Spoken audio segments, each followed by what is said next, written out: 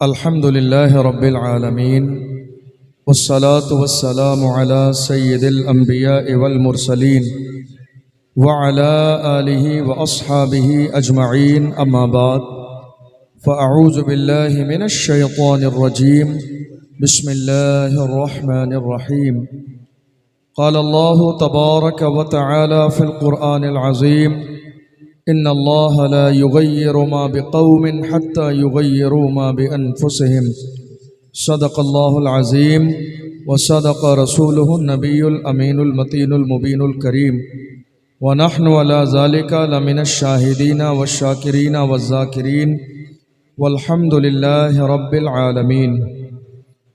आइए हम और आप निहायत अक़ीदत और एहतराम के साथ अपने और सारी कायनात के आका व मौला अल्लाह के महबूब हज़रत मुहम्मद मुस्तफ़ा सल्लल्लाहु अलैहि वसल्लम की बारगाह मुक़द्दसा में दुरूद का नजराना पेश करें और पढ़ें बावाज़ बुलंद अल्लाहुम्मा सल्लि अला सय्यदिना व मौलाना मुहम्मद मादनिल जूद वल करम व आलिहि व बारिक वसल्लम सलातुम व सलामन अलैका या रसूल अल्लाह सलातुम व सलामन अलैका या हबीब अल्लाह सल्लल्लाहु तआला अलैहि वसल्लम।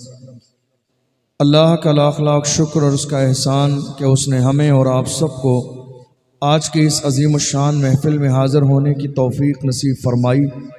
अल्लाह की बारगाह में दुआ है परवरदिगार आलम हमारी इस महफिल को अपनी बारगाह में कबूल फरमाए, आमीन। काबिल मुबारकबाद हैं आप सब लोग जिन्होंने इस अजीम शान महफिल को सजाया। अल्लाह आपकी कोशिशों मेहनतों को अपनी बारगाह में कबूल फरमाए, आमीन। माशाअल्लाह आपका इंतज़ाम बहुत बेहतरीन है, बड़ी मोहब्बत के साथ एहतराम के साथ आप सुन भी रहे हैं। हमारे तमाम मुअज़्ज़ज़ उलमा इकराम मोहब्बतों के साथ इस महफ़िल की सरपरस्ती फरमा रहे हैं और इस महफ़िल में सबसे अच्छी बात यह है कि माओं और बहनों के बैठने का भी इंतज़ाम किया गया है। जब भी आप जलसा किया करें तो माँ और बहनों के लिए पर्दे का इंतज़ाम ज़रूर किया करें, इसलिए कि आपके लिए बहुत सारी जगहें हैं मस्जिद में, जलसे में, मिलाद में, जहाँ जाके आप दीन की बातें सुन लेते हैं, सीख लेते हैं। लेकिन हमारी माँ और बहनों के लिए ऐसा कोई इंतज़ाम नहीं है। सिर्फ एक ये मिलाद शरीफ या जलसा ही है जहाँ हमारी माएँ बहनें जाके कुछ दीन का पैगाम सुन के आ जाती है। मर्दों की तालीम से ज़्यादा मौजूदा दौर में औरतों की तालीम की ज़रूरत है, इसलिए कि जब एक मर्द बिगड़ता है तो एक मर्द बिगड़ता है, लेकिन अगर एक औरत गलत रास्ते पे चली जाए तो पूरी नस्ल तबाह बर्बाद हो जाती है। हमारे मुअज़्ज़ज़ मुकर्रम और मोहतरम भाई ग़ुलाम गौस ग़ज़ाली साहब ने बड़े मखसूस लबो लहजे में मोहब्बत भरे अंदाज में, बेहतरीन अंदाज में हुज़ूर की शान में कलाम पेश फरमाए। बहुत अच्छा माहौल और बहुत अच्छे अंदाज में मोहब्बतों के साथ आपने सुना भी, दादो तहसीन से भी नवाजा। अल्लाह भाई गौस ग़ज़ाली की उम्र में बरकतें अता फ़रमाए, इन्हें बुरी नज़र से महफूज फरमाए और अल्लाह इन्हें दिन दूनी रात चौगनी तरक्की नसीब फरमाए। हम थोड़ी देर इंशाअल्लाह ज़िक्र की इस महफिल में हाज़िर हैं, कुछ सुनेंगे भी, समझेंगे भी और इंशाअल्लाह इस नीयत के साथ सुनेंगे कि उस पर अमल करेंगे। मेरे पास आपको सुनाने के लिए कोई चटकुला नहीं है कि जिसको सुनकर आप मस्ती और मजाक करने लगें, हंसने लगें, तफरी करने लगें। बहुत ज़माने हो गए आपको हंसते हुए, अब ज़रा रोने के बारे में सोचिए, चूँकि मुल्क के कोने कोने पर कौम मुस्लिम को पैरों के नीचे दबाया जा रहा है, मसला जा रहा है, कुचला जा रहा है। ये हाल मौजूदा दौर में कौम मुस्लिम की है। हालात रोज़ाना तेज़ी के साथ बदलते चले जा रहे हैं। आप जानते हैं जिम्मेदार कौन है इसका?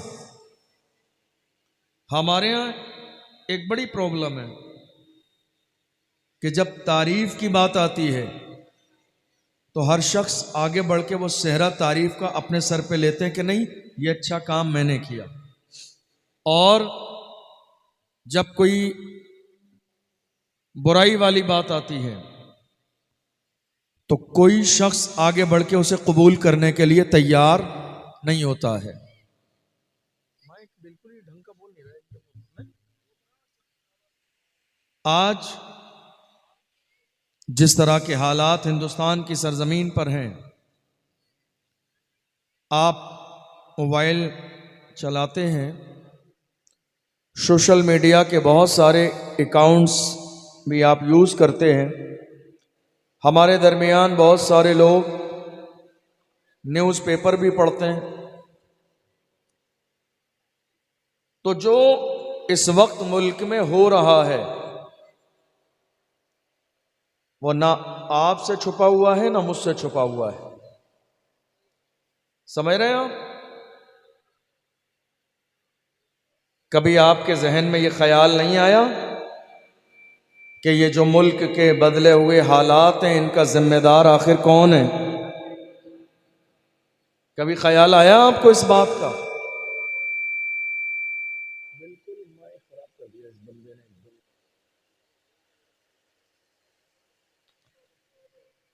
तो इन हालात के तनाजुर में कभी आपके जहन में ख्याल नहीं आया कि इसका जिम्मेदार कौन है? सोचना पड़ेगा आज आपको गौर करना पड़ेगा इस हवाले से कि मुल्क की सूरत हाल बदलती जा रही है, उसका जिम्मेदार कौन है? तो ये आपको कहना पड़ेगा मुल्क हिंदुस्तान की सरजमीन पर, मुल्क के कोने कोने पर मुसलमान जहां परेशान किए जा रहे हैं, जलील और रुस्वा किए जा रहे हैं, कोई और जिम्मेदार नहीं है, उसकी जिम्मेदार खुद कौम मुस्लिम है। बस भाई यही रहने देना, कुछ और मत करना। उसके जिम्मेदार कौम मुस्लिम है। इसलिए कि जहां मेरी कौम को बोलना चाहिए था वहां कौम खामोश थी, और जहां कौम को खामोश रहना था वहां कौम बोल रही थी। दोनों चीजें उल्टी हो गई, और इन्हीं दोनों चीजों की वजह से हालात आज बिगड़े हुए हैं। दूसरी बात, ये जो हमारे बच्चे हैं ना, देखा आपने, इन बच्चों की महफिल में शरारत इस बात पर दलालत कर रही है कि मेरी कौम की माएं आज औलाद की तरबियत नहीं कर रही है। हमारे घरों में तरबियत का माहौल खत्म हो गया है, वरना एक दौर था जब माएं तरबियत करती तो अंदाज क्या था, मैं सो जाऊं या मुस्तफ़ा कहते कहते, खुले आंख सल्ले अला कहते कहते। ये हमारी माएँ थीं, ये हमारे वालिदैन थे, ये उनकी तरबियत थी, ये उनका अंदाज था। आज ये जो बच्चे हुजूर के जिक्र की महफिल में एक दूसरे को फेंक कर, चप्पल फेंक रहे हैं, शूज़ फेंक रहे हैं, मार रहे हैं, गाली दे रहे हैं, इन्हें इस बात का एहसास नहीं कि हुजूर की महफिल है। जिस कौम के बच्चे हुजूर के जिक्र का एहतराम न जाने, उनसे क्या उम्मीद की जा सकती है कि आने वाले ज़माने में वो सलाहुद्दीन अय्यूबी के जानशीन बन पाएंगे? सलाहुद्दीन अय्यूबी के जानशीन अदब वाले बनते हैं, जिनको सिखाया भी जाता है, पढ़ाया भी जाता है, और जिनकी तरबियत भी की जाती है। हमारे यहाँ हैरानी की बात क्या है, तालीम हो तरबियत ना हो, इंसान नहीं चल सकता।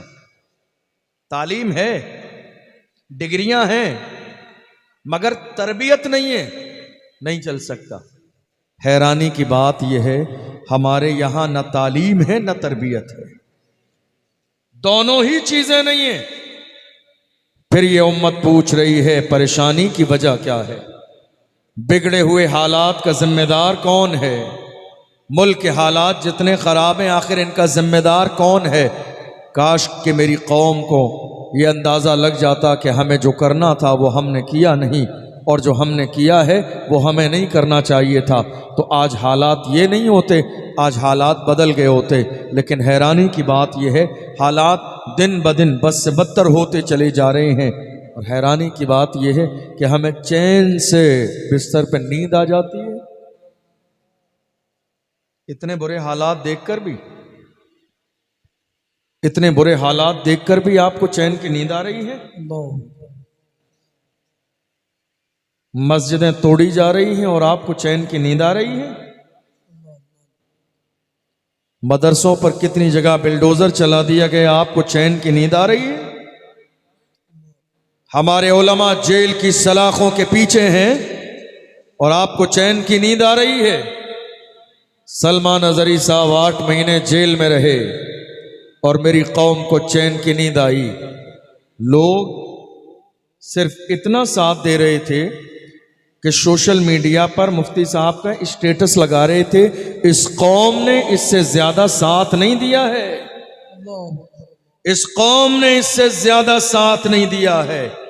लोग कहते हैं ना हमें बड़ी मोहब्बत है, कोई मोहब्बत नहीं है आपको। जिस कौम को हुजूर से मोहब्बत हो वो बेनमाजी नहीं हो सकती है। बेशक बेशक। जिस कौम को हुजूर से मोहब्बत हो उस कौम के जवान शराब के ठेके की तरफ नहीं जा सकते। जी जी। जिस कौम को हुजूर से मोहब्बत हो उस कौम के जवान कभी जिना के दरवाजे पे दस्तक नहीं दे सकते। जिस कौम को हुजूर से मोहब्बत हो उस कौम के जवान कभी बुराई के रास्ते पे नहीं जा सकते। जिस कौम को हुजूर से मोहब्बत हो उस कौम के जवान किसी गैर महरम लड़की से रात के 4-4 बजे तक फ़ोन पर बात नहीं कर सकते। जिस कौम के जवानों को हुजूर से मोहब्बत हो उस कौम के जवान अपने इमाम के बागी नहीं हो सकते। जिस कौम को हुजूर से मोहब्बत हो उस कौम के जवान अल्लाहु अकबर रात के अंधेरे में अपने मोबाइल में गंदी फिल्में नहीं देख सकते। जिस कौम के जवानों को हुजूर से मोहब्बत हो उस कौम के जवान कभी गीबत और बुराई के दरवाजे पे दस्तक नहीं दे सकते। जिस कौम के जवानों को हुजूर से मोहब्बत हो उस कौम के जवान वालिदैन के नाफरमान कभी नहीं हो सकते। जिस कौम के जवानों को हुजूर से मोहब्बत हो उस कौम के जवान बाज़ाब्ता एमडी और हीरोइन यूज नहीं कर सकते। ऐ मेरी कौम के जवानों, तुम्हें अंदाजा भी है तुम्हारी तारीख क्या है? तुम्हें अंदाजा भी नहीं। डॉक्टर इकबाल से पूछो तुम्हारी तारीख क्या है। डॉक्टर इकबाल ने कहा ऐ मेरी कौम के जवानों तुम्हारी तारीख ये है, टल न सकते थे अगर जंग में अड़ जाते थे, पांव शेरों के भी मैदान से उखड़ जाते थे, तुझसे सरकश हुआ कोई तो बिगड़ जाते थे, तीर क्या चीज है हम तोप से लड़ जाते थे, शान आंखों में न जचते थे जहादारों की, कलमा पढ़ते थे हम छांव में तलवारों की, हम जो जीते थे तो जंगों की मुसीबत के लिए और मरते थे तेरे नाम की अजमत के लिए। दश्त तो दश्त है दरिया भी न छोड़े हमने, बहरे जुल्मात में दौड़ा दिए घोड़े। नारे तकबीर, नारे रिसालत, जश्न ईद मिलादुन नबी, जश्न ईद मिलादुन नबी, उलमाए अहले सुन्नत, नारे तकबीर, नारे रिसालत। ये जो जवान है हमारे यहाँ जवान, दुनिया की हर कौम के जवान उस कौम का सबसे कीमती सरमाया होते हैं। हमारी मालदारी क्या है? कौम के जवान। हमारा सरमाया क्या है? मेरी कौम के जवान। हमारा असासा क्या है? मेरी कौम के जवान। जिस कौम के जवान हिदायत के रास्ते पर होती हैं वो कौमें जिंदा व ताबिंदा रहती हैं, और जिस कौम के जवान बुराई के रास्ते पे कदम रख देते हैं वो खुद भी तबाह बर्बाद हो जाते हैं और उनके पीछे कौमें भी तबाह बर्बाद हो जाती हैं। आज हमारी पूरी सोसाइटी की तरफ ज़रा नज़र दौड़ा लीजिए, हमारे जवानों को रसूलुल्लाह ने कहाँ खड़ा किया था, आज मेरी कौम के जवान कहाँ खड़े हुए? अल्लाहु अकबर। कहाँ खड़ा किया मेरे नबी ने? हो सकता है आप ख्वाब गफलत में ज़िंदगी गुजारते हों, हो सकता है आपको ये बड़ा नाज हो कि मरने के बाद आपको जन्नत मिलेगी। सुभान अल्लाह माशाअल्लाह कहने से जन्नत इतनी आसान नहीं है, जन्नत इतनी आसान नहीं है। हैरानी की बात यह है आज़ादी के बाद से लेकर इन 70-75 सालों में आपने फजीलतें और करामतें तो सुनी, लेकिन किसी दिन ज़रा किसी आईने के सामने खड़े होने का मिजाज न बनाया, ताकि आईना बता दे आपकी हकीकत क्या है। तारीफ सुनते रहे, मुस्कुराते रहे, तारीफ सुनते रहे, अपने आप में फूलते रहे। याद रखिएगा, मेरे पास कोई ऐसा टिकट नहीं है आपको देने के लिए कि आपको मैं जन्नत का टिकट दे के चला जाऊं, काम हो गया। नहीं, मैं आईना हूं, दिखाऊंगा दाग चेहरे के। मैं आईना हूं, दिखाऊंगा दाग चेहरे के, जिसे खराब लगे सामने से हट जाए। बेशक सुभान आईना कभी झूठ नहीं बोलता है, आईना कभी बुराई नहीं करता है, आईना कभी गीबत नहीं करता है, आईना गोरे काले को जो है सफ़ेद चेहरा नहीं दिखाता है और सफ़ेद को काला नहीं दिखाता है। आपके चेहरे पर पिंपल्स हैं तो वो क्लीन चेहरा नहीं दिखाएगा। आईना बड़ा सच्चा होता है, जो जैसा है आईने के सामने आता है वो वैसे ही दिखाता है। मैं आपको बहुत सारी फजीलतें करामतें सुना के चला जाऊं, लेकिन हल क्या है? नहीं मेरे अजीज़ों, सोचो उस इनकलाब के बारे में जो इनकलाब किसी गैर ने नहीं, हमने और आपने बर्पा किया था। सोचो इस इनकलाब के बारे में, इस मुल्क को आज़ाद किसी और ने नहीं, हमने कराया था। सोचो इस इनकलाब के बारे में, इस मुल्क से अंग्रेज़ों को भगाने वाले गैर नहीं, हम थे जिन्होंने अल्लामा फजल हक खैराबादी की शक्ल में अंग्रेज़ों के खिलाफ जिहाद का फतवा दिया। जी जी जी, बेशक सुभान अल्लाह, हक है। कहाँ है मेरी कौम के जवान? कहाँ है मेरी कौम के जवान? जानते हैं आप, दो चीजें, ये दो चीजें आपके पास नहीं रहेंगी, कभी इस मुल्क में इज्जत की जिंदगी नहीं गुजार सकते। एक एजुकेशन, क्या? तालीम। रहता है नाम इल्म से जिंदा हमेशा दाग, औलाद से तो बस यही दो पुश्त चार पुश्त। औलाद से दो पुश्त चार पुश्त तक नाम जिंदा रहता है, लेकिन तालीम की बुनियाद पर देख लो, इमाम आज़म अबू हनीफा आज तक जिंदा है, इमाम शाफई आज तक जिंदा है, इमाम अहमद बिन हम्बल आज तक जिंदा है, इमाम मालिक आज तक जिंदा है, और इमाम अहमद रजा खान, हम सुन्नियों की जान, आशिकों की पहचान, इमाम अहमद रजा खान आज भी पूरी दुनिया के अंदर अल्हम्दुलिल्लाह माने जाते हैं और इज्जत की नज़र से देखे जाते हैं। यह और बात है कि हर इलाके के अंदर कोरोना जैसी बीमारी फैली हुई है, आला हजरत से जलने वालों की हमें उनसे कोई लेना देना नहीं है, वो बीमारी फैली है, फैलने दीजिए। कितने लोगों के पेट में दर्द हो जाता है जब मेरे इमाम इश्क मोहब्बत का जिक्र आता है, कहते हैं हमें आला हजरत समझ में नहीं आते, हमें आला हजरत समझ में नहीं आते। मैं कहता हूं बेवकूफ, वो आला हजरत हैं, तुम जैसे अदना हजरतों की समझ में कैसे आएंगे? वाह वाह, सुभान अल्लाह सुभान अल्लाह सुभान। वो आला हजरत हैं, वो आला हजरत हैं, तुम जैसे अदना हजरतों की समझ में कैसे आएंगे? आला हजरत को समझने के लिए सब कुछ आला हो, बाप आला हो, माँ आला हो, पीर आला हो, खानदान आला हो, उस्ताद आला हो, निस्बत आला हो, इश्क आला हो। जब इतने आला जमा होते हैं तब दुनिया पुकार के कहती है वादी रजा की को है, हिमालय रजा का है, जिस सिमत देखिए वो इलाका रजा का है। नारे तकबीर, इश्क मोहब्बत, इश्क मोहब्बत, इश्क मोहब्बत, इश्क मोहब्बत, प्यार मोहब्बत, प्यार मोहब्बत। नारे तकबीर, नारे रिसालत, सुभान अल्लाह सुभान अल्लाह सुभान अल्लाह। आला हजरत समझ में नहीं आते और बड़ा एतराज है आपके ऊपर और मेरे ऊपर और हम सब पर कि पता नहीं इन सुन्नियों को क्या हो जाता है। महफिल का उन्वान जो भी हो, मौलाना अहमद रजा का नाम जरूर आता है, हम कहते हैं अरे एहसान फरामोशो, हम सुन्नी एहसान फरामोश नहीं है। जिस इमाम ने हमारे हाथों में मुस्तफ़ा का दामन दिया, जिस इमाम ने हमारे सीने में इश्क़ रसूल की शमा जलाई, जिस इमाम ने हमें गलत रास्ते से हटा के सिराते मुस्तकीम बताया, जिस इमाम ने हमें मदीने की तरफ पहुंचाया, वरना बड़े बड़े लोगों के कदम डगमगा गए। किसी ने इल्म गैब का इनकार किया, किसी ने नूरो बशर के मसले पे झगड़ा किया, किसी ने हुजूर को अपनी तरह कहा ये मेरा इमाम है। जब हुजूर की जिंदगी की बात आई है तो आगे बढ़ के कहा तू जिंदा है वल्लाह, तू जिंदा है वल्लाह, मेरे चश्मे आलम से चुप जा। सुभान अल्लाह, सुभान अल्लाह, सुभान अल्लाह, सुभान अल्लाह, अल्लाहु अकबर, या रसूल अल्लाह, जिंदाबाद, जिंदाबाद, जिंदाबाद। नहीं छोड़ेंगे, नहीं छोड़ेंगे, नहीं छोड़ेंगे। दुनिया पुकार पुकार के कह रही थी हुजूर ने खुदा को नहीं देखा, हुजूर ने खुदा को नहीं देखा। बड़े बड़े इख्तिलाफ किए जा रहे थे, हुजूर ने खुदा को नहीं देखा। किसी ने फतवा लिखा, किसी ने किताब लिखी, किसी ने हंगामा किया, किसी ने बयान दिया। ये बरेली के इमाम अहमद रज़ा है जिन्होंने एक शेर में हमारे ईमान और अकीदे को इतना मजबूत कर दिया। कहा लड़ने वालों चक्कर में मत पड़ो, देखा नहीं देखा तुम्हें समझ में नहीं आएगा।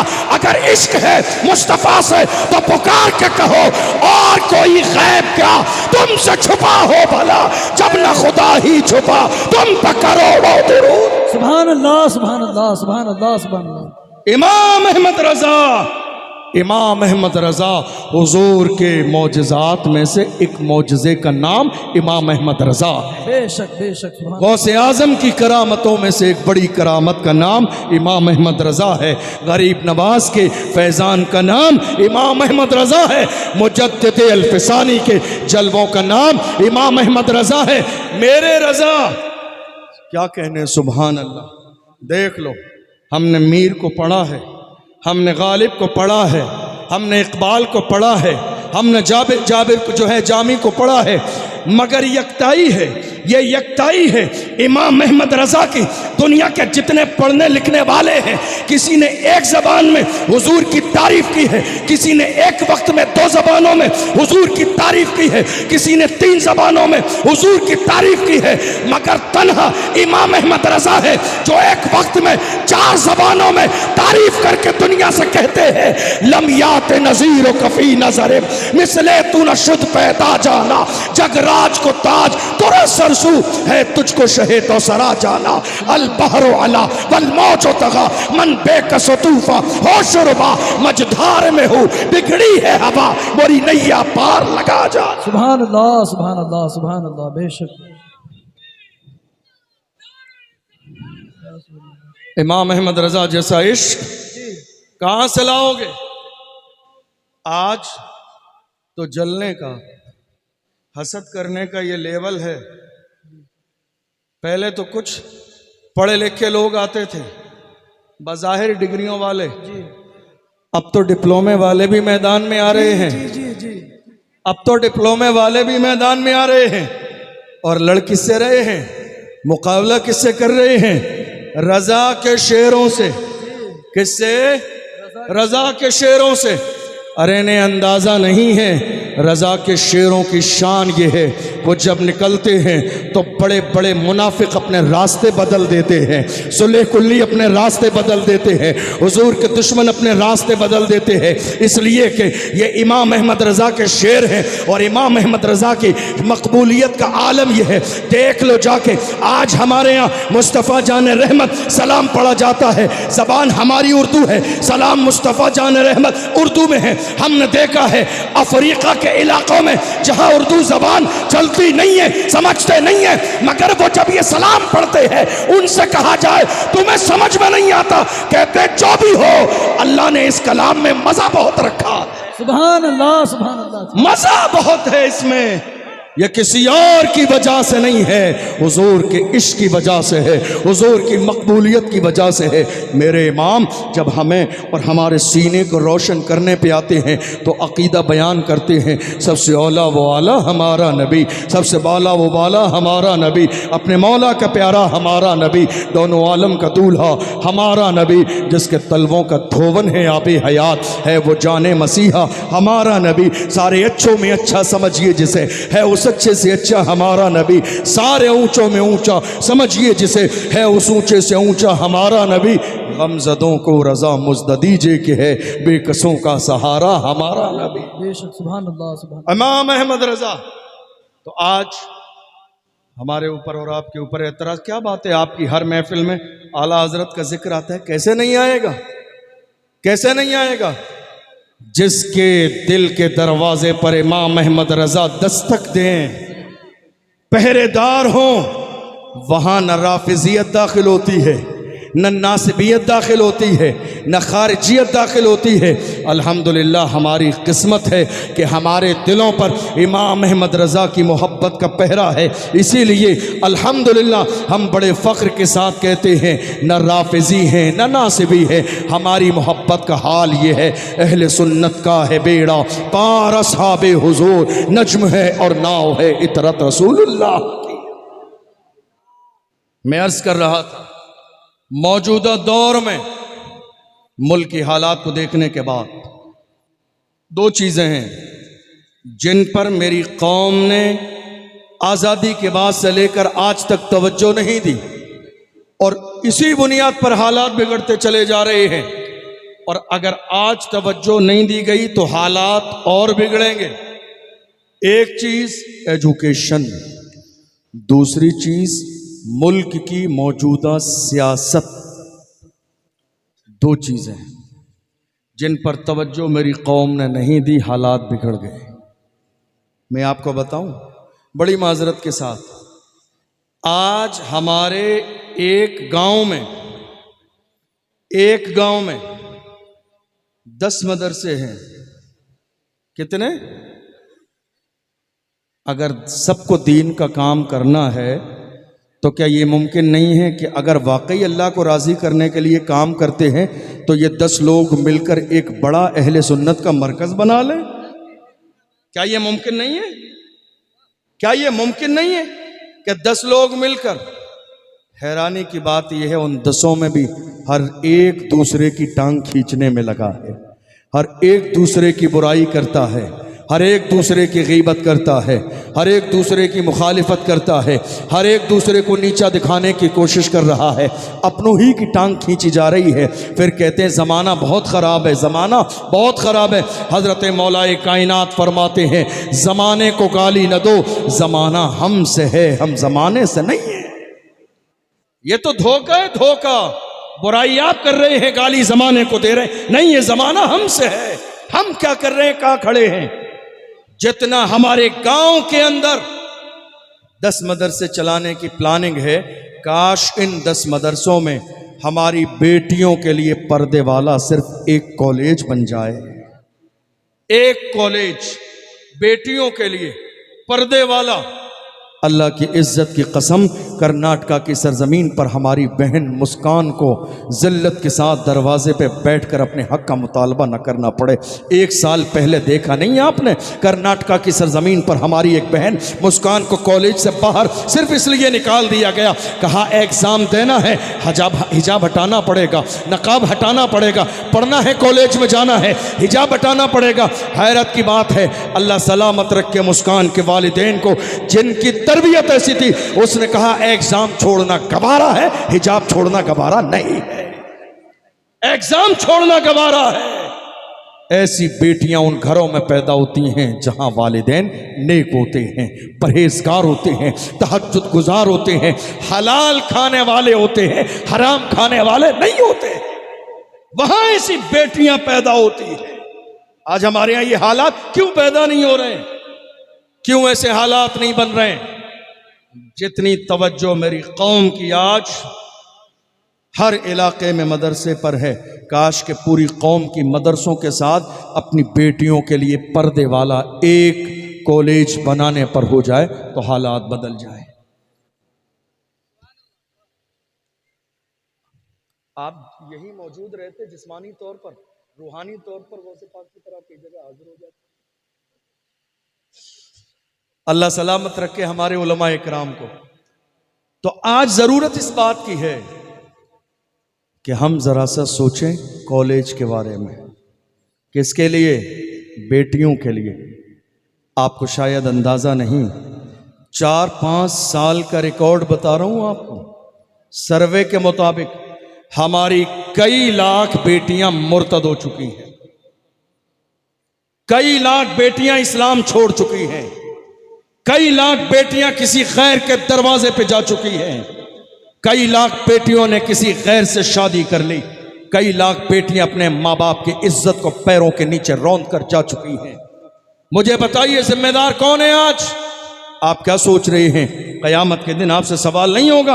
अल्लाह के महबूब इरशाद फरमाते हैं, मन अस्बह वलम यहतम बि उमूरिल मुस्लिमीना फलैसा मिन्ना, जिसने एक सुबह भी इस हाल में की है कि उसको उम्मत की परवाह न हो, अल्लाह के रसूल ने फरमाया वो हम में से नहीं है। जिसको एक सुबह भी उसने इस हाल में की है कि उसे कौम की परवाह नहीं है, उम्मत की परवाह नहीं है, वो हम में से नहीं है। और बड़ी माजरत के साथ हमारे यहाँ एक तो परवाह करने वाले हैं नहीं, जिनके जहन में लीडरशिप हो कौम के लिए, ऐसे लोग हैं नहीं, नापैद है नापैद। और अगर कोई एक आध आगे भी आता है तो ये मेरी कौम के दलाल उसे इज्जत के साथ खड़ा नहीं होने देते। ये मेरी कौम में छुपे हुए आस्तीनों के सांप, ये कौम में छुपे हुए दलाल, ये कौम की मुखबरी करने वाले उस मर्द कलंदर को कौम के लिए जिंदा व ताबिंदा होने नहीं देते हैं। इन्हीं का काम है मुखबरी करना, इन्हीं का काम है कौम को नीचे गिराना, इन्हीं का काम है दूसरों से इज्जत की तलाश करना। ये सोचते हैं हमारे लिए बड़ी इज्जत की बात है, इन्हें अंदाजा नहीं मुसीबत का वक्त आएगा तो इन्हें बख्शा नहीं जाएगा। दुनिया जान गई है जो अपनी कौम का न हुआ वो हमारा कैसे हो सकता है। दुनिया ये समझ गई है, दुनिया ये समझ गई है जो अपनी कौम का न हुआ वो हमारा कैसे हो सकता है। याद रखिएगा, जो आज अपनों ही के लिए रास्ता खोद रहे हैं, डॉक्टर राहत इंदौरी ने कहा था, लगेगी आग तो आएंगे घर कई जद में, यहाँ पे सिर्फ हमारा मकान थोड़ी है। जो आज साहिबे मसनद है कल नहीं होंगे, किराएदार हैं ज़ाती मकान थोड़ी है। सभी का खून है शामिल यहाँ की मिट्टी में, किसी के बाप का हिंदुस्तान थोड़ी है। आज ज़रूरत इस बात की है कि मेरी कौम के पास बच्चियों की तालीम के लिए स्कूल हों, कॉलेज हों पर्दे वाले। मैं आपसे एक बात कहूं,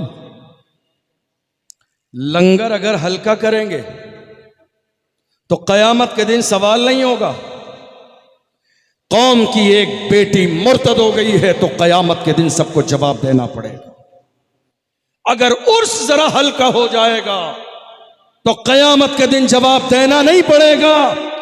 लेकिन एक बेटी किसी और के घर चली गई इस्लाम छोड़कर तो पूरी कौम को क़यामत के दिन जवाब देना पड़ेगा। आज हम कहां लगे हुए हैं?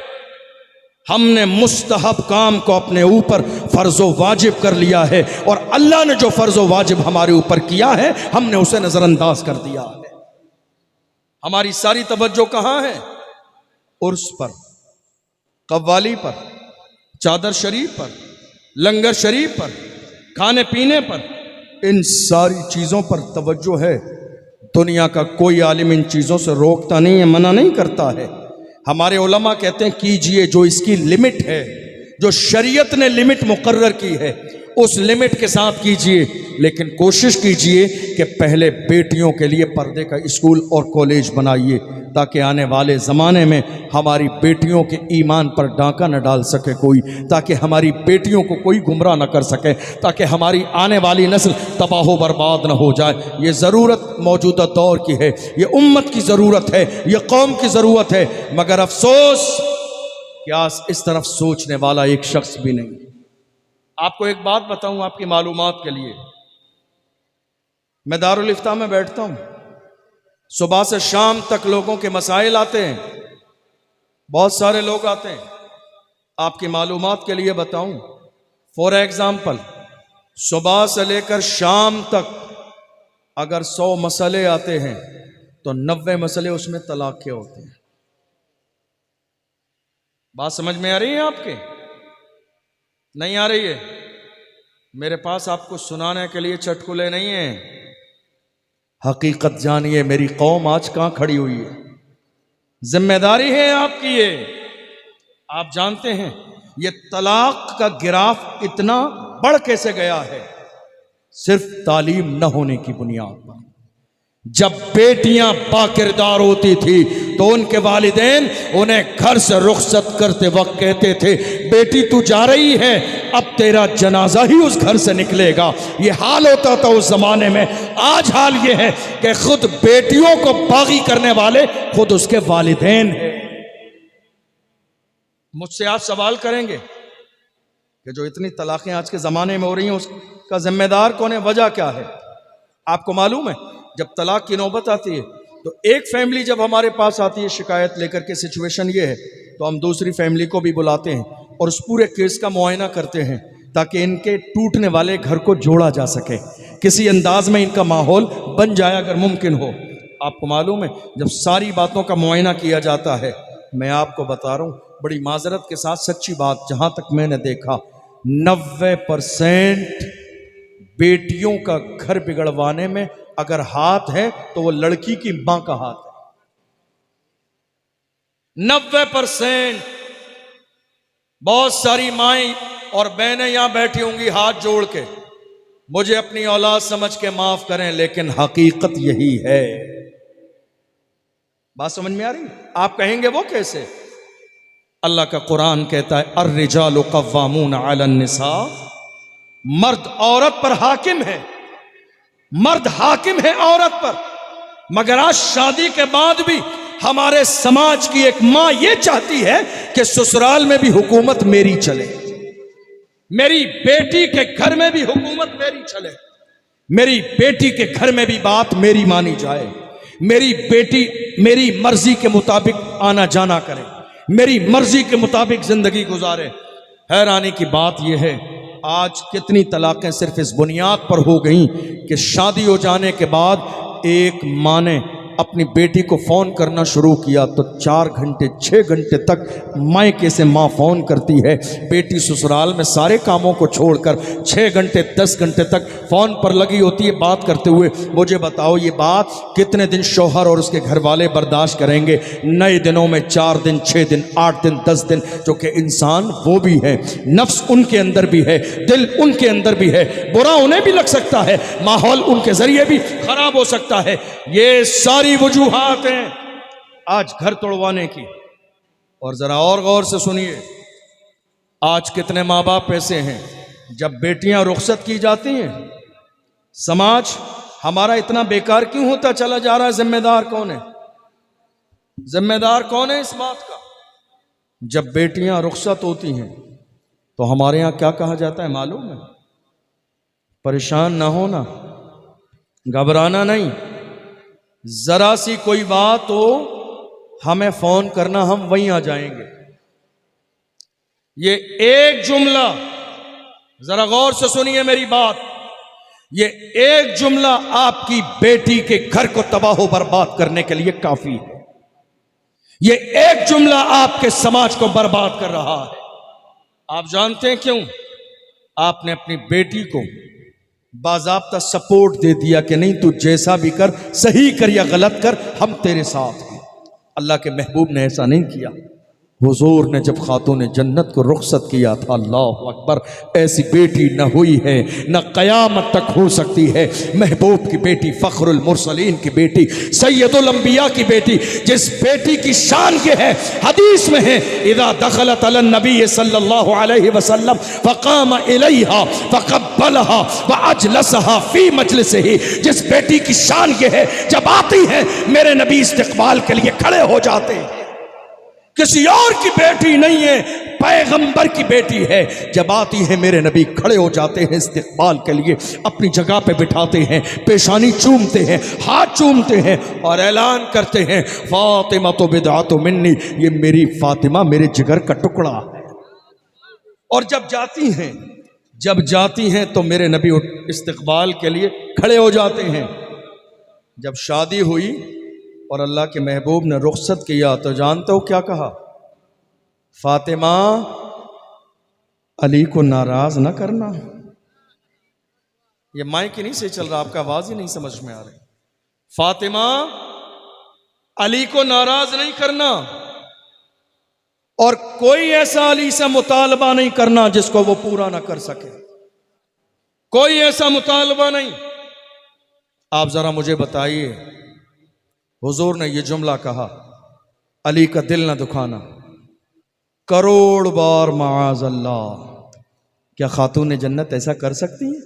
नहीं, मगर मेरे नबी ने यह जुमला कहा दुनिया के क़यामत तक के आने वाले हर बाप को सिखाने के लिए कि बेटियों को रुखसत करते वक्त तुम्हें तंबी किस अंदाज में करनी है, खबरदार शौहर से झगड़ा नहीं करना, कोई गलत बात नहीं करना। हुजूर फरमा रहे हैं, ऐ मेरी बेटी, अली से कोई ऐसा मुतालबा न करना जिसको अली पूरा न कर सके। हालांकि अली की शान सुभान अल्लाह, उनके तो शहजादों का एहसान है इस्लाम पर, उनके शहजादों ने इस्लाम हम तक पहुँचाने के लिए खून जिगर दिया है, तब जाके इस्लाम का दरख्त लहलहाता नजर आता है। मगर फिर भी अल्लाह के महबूब ने फरमाया, ऐ मेरी बेटी, अली से कोई ऐसा मुतालबा न करना जिसको अली पूरा न कर सके। हमारे यहां क्या कहा जा रहा है मालूम है आपको? जब खबर आती है ना बेटी ससुराल में काम नहीं कर रही है, जरा ध्यान से सुने मेरी माएं भी बहनें भी, जब हमारी बेटी ससुराल में काम ना करे और खबर दी जाती है हालात ऐसे हैं, तो घर वाले क्या कहते हैं मालूम है? बड़े बाप की बेटी है, बड़े बाप की बेटी, बड़े बाप की बेटी है, बड़े बाप की बेटी। अरे बेवकूफ, तूने 10 लाख कमा लिए, तू बड़ा बाप है? तूने जरा अच्छा घर बना लिया, बड़ा बाप है? तुझे अंदाजा भी नहीं, खातून जन्नत के बाप से बड़ा बाप इस कायनात में ना कोई हुआ है, ना कयामत तक हो सकता है। तुम कह रहे हो बड़े बाप की बेटी, खातून जन्नत से बड़ा बाप इस कायनात में किसका है? जिसके बाप की शान के है। अरे तुम्हारे बड़े बाप की बात घर में ना मानी जाए, उस बाप की शान के है। वो इशारा करते हैं तो डूबा हुआ सूरज वापस आता है, वो इशारा करते हैं चांद तो टुकड़े होता है, वो इशारा करते हैं दरख्त चल के आता है, वो इशारा करते हैं कंकरियां कलमा पड़ती है, वो इशारा करते हैं उनकी उंगलियों के बीच से पानी के चश्मे जारी होते हैं। इतना बड़ा बाप, इतना पैगंबर शान वाला, मगर बेटी की बात आती है तो कहते हैं फातिमा, अली को नाराज न करना।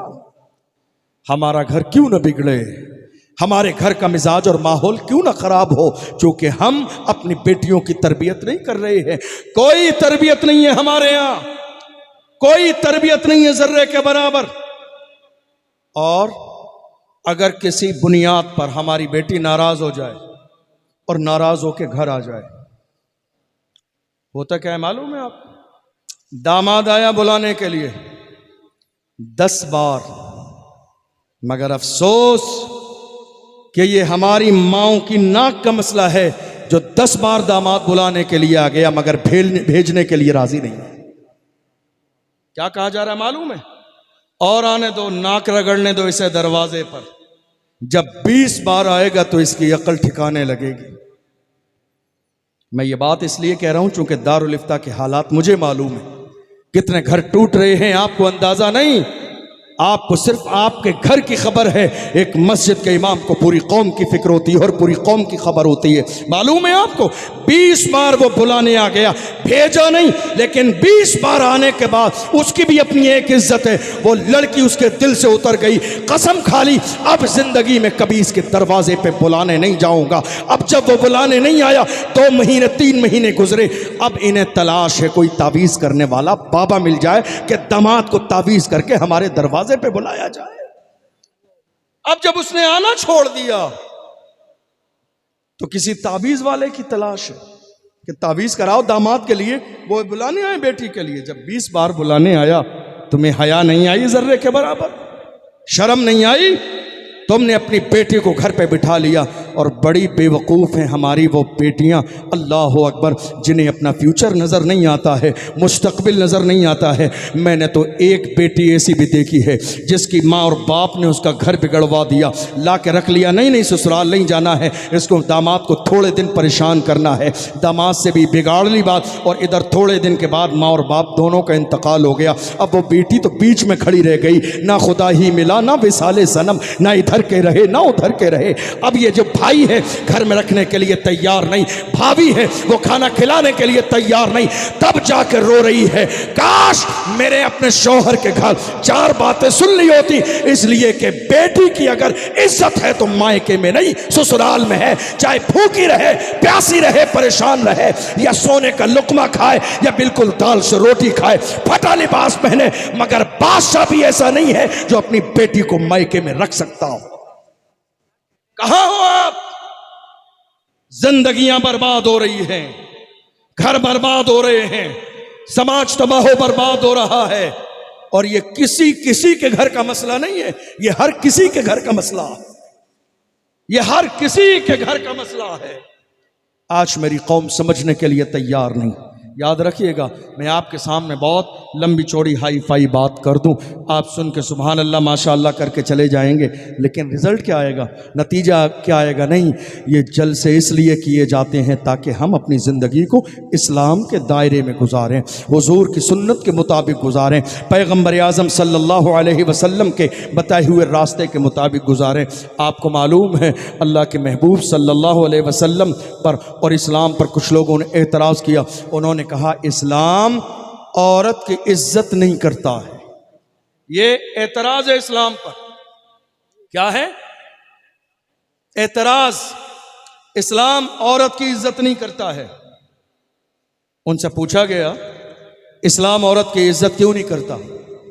कहा औरत को बाज़ाब्ता नकाब में पैक कर दिया गया, आज़ादी नहीं दी गई। उनको घर के अंदर बिठा दिया गया, आज़ादी नहीं दी गई। और हमारी कुछ माँ और बहनों ने भी थोड़े से ज़माने पहले ये नारा लगाया था, मेरा जिस्म मेरी मर्जी, मेरा जिस्म मेरी मर्जी। मैं कहता हूँ खुदा की बंदी गौर कर ले, ना ये जिस्म तेरा है ना मर्जी तेरी चलेगी। जिस्म बनाने वाली ज़ात भी खुदा की है और मर्जी भी उसकी चलेगी। तुम्हें अंदाज़ा भी नहीं है, थोड़े से ज़माने पहले की बात है, इसी दुनिया में एक और शख्स हुआ, एक बहुत ज़्यादा म्यूज़िक पे थिरकने वाला इंसान, दुनिया जिसे माइकल जैक्सन के नाम से जानती है, नाम भी सुना होगा, जाके ज़रा सर्च करके देख लीजिएगा। जानते हो वो बंदा, उसको इतनी इज्जत मिली, इतनी इज्जत मिली, उसकी बाज़ाब्ता वो सीढ़ियाँ जो है डांस की, एक एक दिन में दुनिया के अंदर 30-30 मिलियन में बिकी। वो दौर भी आया, लेकिन जिन माओ ने यह नारा लगाया मेरा जिस्म मेरी मर्जी, जरा गौर करें, यही माइकल जैक्सन था जिसने यह दावा किया था कि मैं 150 साल जिंदा रहूंगा, मैं 150 साल जिंदा रहूंगा। और उसने जानते हो क्या किया? वो था असल में काला और उसे काले रंग से बड़ी नफरत थी। कई बार उसने सर्जरी कराई, चेहरे का रंग बदलवा दिया, माँ बाप बदल दिए, रिश्तेदार बदल दिए, खानदान बदल दिया, मुझे कोई मेरी जिंदगी में काला शख्स नहीं चाहिए। उसके बाद दौलत कमाई, डॉलर में पैसे कमाए, बड़ी शोहरत, बड़ी इज्जत, दुनिया उसको देखने के लिए बेचैनो बेकरार रहती थी। उसने अपने घर के अंदर तकरीबन 12 से 15 डॉक्टरों की टीम रखी। और जानते हो किस लिए? 24 घंटे उसके जिस्म का चेकअप होता ताकि उसकी बॉडी में कभी कोई जर्रे के बराबर कोई मसला ना हो, जो कि दावा है 150 साल जिंदा रहेगा। लोग कह रहे हैं ना मेरा जिस्म मेरी मर्जी। देखो 15 से 12 डॉक्टरों की टीम उसने घर पे रखी सिर्फ इसलिए ताकि दिन भर मेरा इलाज किया जा सके, बार बार चेकअप होता। एक घूंट पानी भी बाज़ाब्ता पहले डॉक्टरों की टीम चेक करती, तब एक लुकमा मुंह में जाता, एक घूंट पानी मुंह में जाता। और डॉक्टरों ने कहा हो सकता है ज़िंदगी में कभी तुम्हारी किडनी फेल हो जाए। तो उसने कितने सारे गरीबों को बुला के घर पे रखा और उनको मजदूरी पे रखा, लाखों डॉलर उनकी फैमिली वालों को दिए और कहा इन्हें यहीं रखा जाएगा, अगर मेरी किडनी फेल होती है 10-20 लोग रखो, जिसकी भी किडनी मेरे लिए मैच हो फ़ौरन काट के लगा देना ताकि मैं ज़िंदा रहूँ। कितने लोगों को बुला लिया, कहा मेरे दिल की धड़कन बंद होने लगे तो इनका दिल निकाल के यूज़ कर लेना, अगर मेरे जिस्म का कोई हिस्सा काम न करे तो इनको बाज़ाब्ता लाखों डॉलर दिए, फैमिली को खरीद के घर में रखा है। कितने लोगों को डॉक्टरों की टीम रखी है। मगर आपको मालूम है 50 साल की भरी जवानी में एक दिन अचानक दिल का दौड़ा पड़ा और दुनिया से जिंदगी उसकी ख़त्म हो गई। जिसने दावा किया था 150 साल जिंदा रहेगा, आपको मालूम है आगाह अपनी मौत से कोई बशर नहीं। सामान 100 बरस का है, पल की खबर नहीं। मेरी माँ और बहनें नारा लगा रही है, मेरा जिस्म है मेरी मर्जी है, हम नकाब पहने या ना पहने, पर्दा करें या ना करें, हम बाहर जाएं या बाजार में जाएं, हम जलसे में जाएं या दरगाह पे जाएं, बाबा के पास जाएं या उर्स और कव्वाली में जाएं, मेरी मर्जी है। नहीं नहीं, तू अगर कनीज़े फातिमा है मेरी बहन तो तेरी मर्जी नहीं चलेगी। मोमिन वो होता है जो अपनी तबीयत के ताबे नहीं, मुस्तफा के दीन के ताबे होता है। मोमिन अपनी तबीयत के ताबे नहीं होता है। हम तबीयत के हिसाब से नहीं चलते हैं, हम शरीयत के हिसाब से चलते हैं। माहौल बदलता चला जा रहा है, आपको मालूम है। एक अच्छी बात बताऊं आपको, कुछ लोगों ने कहा मुसलमान औरतों को कैद करके घर में रखते हैं पर्दे के साथ, निकालिए बराबर का हक दीजिए। कुछ औरतों को लगा ये हमारे हिमायती आए, बड़े अच्छे लोग हैं हमारे हिमायती। ये दरअसल वैसे ही हो गया बिल्कुल कि एक शेर आया एक बंद बकरी को छुड़ाने के लिए और कहा तुम्हें लोगों ने बंद करके कैद करके रखा है। अरे नहीं, हम तुम्हारी हिमायत में खड़े, निकलवाएंगे बाहर। बकरी ये समझी कि ये शेर मेरा हिमायती है। ये नहीं मालूम था निकलवाने के बाद पहले हमले करने वाला यही है, इज्जत लूटने वाला यही है, मेरी टांग खींचने वाला यही है, मेरी पोटियां कर देने वाला यही है, मेरी जान लेने वाला यही है। यही आज मेरी बेटियों के हवाले से है, जो आज मेरी बेटियों की इज्जत की बात कर रहे हैं कि बराबर की इज्जत हो, बाहर से निकाल के, घर से निकाल के बाहर लेकर आओ। यही वो दरिंदे हैं जिन्होंने जम्मू कश्मीर में मेरी 8 साल की बेटी आसफा की इज्जत को बख्शा नहीं, उसकी इज्जत को तार तार कर दिया। ये वही दरिंदे हैं, ये वही दरिंदे हैं जिन्होंने जम्मू कश्मीर में 8 साल की बच्ची के साथ ज़िना किया। जो आज हमें कह रहा नहीं साहब औरत को बाहर निकालो। अल्लाह के रसूल सल्लल्लाहु अलैहि वसल्लम अल्लाहु अकबर मस्जिद से निकल कर आए हैं, हुजरे में जा रहे हैं। हज़रत आयशा सिद्दीक़ा रज़ियल्लाहु ताला अन्हा के कुरान पढ़ने की आवाज़ बाहर आ रही है।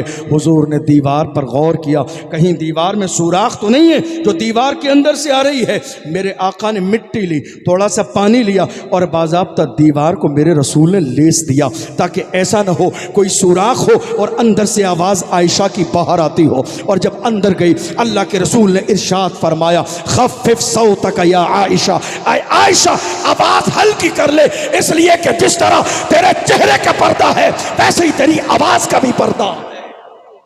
जिस तरह तेरे चेहरे का पर्दा है वैसे ही तेरी आवाज़ का भी पर्दा है। कहाँ हैं आप, कहाँ हैं आप जो शादियों में, जो आज मेरी कौम की बेटियां बाज़ाब्ता सैलून पे जा रही हैं मेकअप कराने के लिए। गैरत नहीं आ रही मेरे कौम के बुजुर्गों को, गैरत नहीं आ रही है ये 22 साल के जवान भाई को जिसकी बेटी सैलून पर तैयार होने के लिए जा रही है। अरे ये हुस्न दुनिया के डिस्टम्बर और पुट्टी करने से नहीं मिलेगा। अल्लाह के रसूल से पूछो चेहरे पे हुस्न कैसे आता है। मेरे रसूल फरमाते हैं जो औरत तहज्जुद की नमाज की आदत डाल लेगी अल्लाह उसके चेहरे को रोशन कर देगा। औरत और मर्द, मेरे चेहरे की जो स्किन है और एक औरत, फर्क ये है कि मर्द की स्किन मोटी होती है, कुदरती तौर पर औरत की स्किन कमजोर होती है। हम बाहर रहें तो हमारा फायदा, और औरत जितनी पर्दे में रहे उसके जिस्म की स्किन का उतना ज्यादा फायदा। ये साइंसी एतबार से भी है। ये किसने कहा? पैगंबर ने कहा। किसने कहा? रसूलुल्लाह ने कहा। ये किसकी नज़र है? सादिक़ व मसदूक़ पैगंबर की नज़र है। और इनकार मत कीजिए, हुजूर की नज़र की शान ये है, पूरी दुनिया के तमाम दूरबीन वालों को, साइंसदां को जमा कर लो और उनसे कहो ये बताओ मक्खी के पर में क्या है। दुनिया हैरान है ये पैगंबर की नजर है जिसने फरमाया मक्खी के तो पर है, एक में जहर है और दूसरे में शिफा। बेशक सुभान ये अल्लाह। किसी और की नजर नहीं है, ये मुस्तफा की नजर है। मेरे नबी फरमाते हैं मक्खी के तो पर है, एक में जहर है, एक में शिफा है। और दूसरी बात यह है कि जब मक्खी खाने पे गिरती है, दूध पर गिरती है, तो उसके गिरने का अंदाज सीधा नहीं होता है, वो तिरछी गिरती है। और जहर वाला पर वो पहले डालती है। नज़र देखो हुजूर की, वो ये भी जानते हैं कि गिरती कैसे है, और वो ये भी जानते हैं कि एक शिफा वाला पर है और एक जहर वाला है, पहले कौन सा डालती है। और हुजूर ये भी जानते हैं इलाज क्या है। हुजूर ने फरमाया जब वो पर डाल दे तो तुम पूरी डुबकी लगा दो, शिफा वाला पर डाल दोगे, जहर का असर खत्म हो जाएगा। बेशक सुभान अल्लाह सुभान अल्लाह। हुजूर की नजर है, जिस रसूल की नजर का हाल यह है, जो मक्खी के पर को भी पहचानते हो। हम गुलामों की कितनी परवाह होगी, हम गुलामों की कितनी फिक्र होगी। अल्लाह अकबर। आपको मालूम है आज मौजूदा दौर में जुल्म का ये दौर है, जुल्म का एक दौर था। आपको मालूम है अल्लाह के रसूल सल्लल्लाहु अलैहि वसल्लम के ऐलान नबूवत से पहले मक्के में, बहुत मुख्तसर गुफ्तगू बाकी है, इंशाअल्लाह अभी ख़त्म करने लगा हूँ मैं। मक्के में बेटियां पैदा होती थीं तो दफन की जाती थी। आज उससे बड़ा जुल्म हो रहा है। आप कहेंगे क्या? वो बेटी पैदा होने देते थे, वो बेटी पैदा होने देते थे, तब जाके ले जाके जमीन में दफन करते थे। आज हमारे यहाँ बेटियां पैदा होने ही नहीं दी जाती हैं, माँ के पेट ही में मरवा दी जाती हैं। आज बेटियां पैदा नहीं होने दे रहे। अल्लाह का कुरान कहता वला तक़्तुलू औलादकुम खशियता इमलाक नहनु नरज़ुकुहुम व इय्याकुम औ नहनु नरज़ुकुकुम व इय्याहुम। अल्लाह का कुरान कहता है ऐ लोगों, अपनी औलाद को गरीबी की वजह से, फ़क्र फाक़े तंगदस्ती की वजह से कत्ल न करो। रिस्क तुम्हारी जिम्मेदारी नहीं, जिस तरह हम तुम्हें रिस्क देते हैं वैसे ही आने वाली औलाद को भी रिस्क देना हमारी जिम्मेदारी। आज क्या हो रहा है मालूम है आपको? कितनी औरतों को तलाक सिर्फ इस बुनियाद पर हो गई, जब औरत हामिला हुई, महीने 2 महीने गुजरे, शौहर ने पहले ही कह दिया बेटा होना चाहिए, बेटी हो गई तो तुझे घर पे रखूंगा नहीं।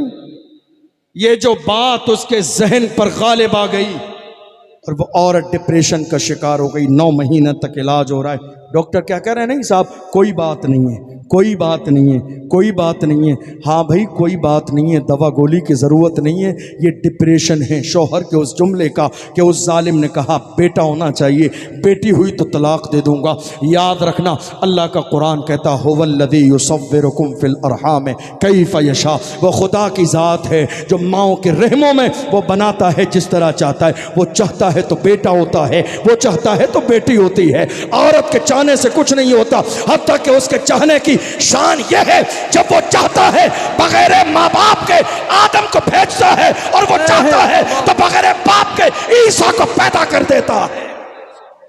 ये तो खुदा का एहसान है कि उसने तुम्हारे कदमों के नीचे जन्नत रखी है और बाप के कदमों के नीचे जन्नत का दरवाजा रखा है। वरना वो चाहता है तो बगैर माँ बाप के भी पैदा कर देता है। याद रखो मेरे अजीजों, अपने आप को बदलो। आप जानते हो ये मेरी कौम आज, जिस कौम की इज़्ज़त की मिसालें कुरान में दी गई, जिस कौम की इज़्ज़त की मिसालें हदीस में दी गई, जो इतनी इज़्ज़त वाली कौम थी कि हमारी ज़िंदगी को देखकर लोगों ने जीने का सलीका समझा था, मगर अल्लाह की इज़्ज़त की कसम आज हालात इतने बदल गए, दुनिया के लोग हमारे तर्ज़ ज़िंदगी को देखकर ज़र्रे के बराबर मुतासिर नहीं है।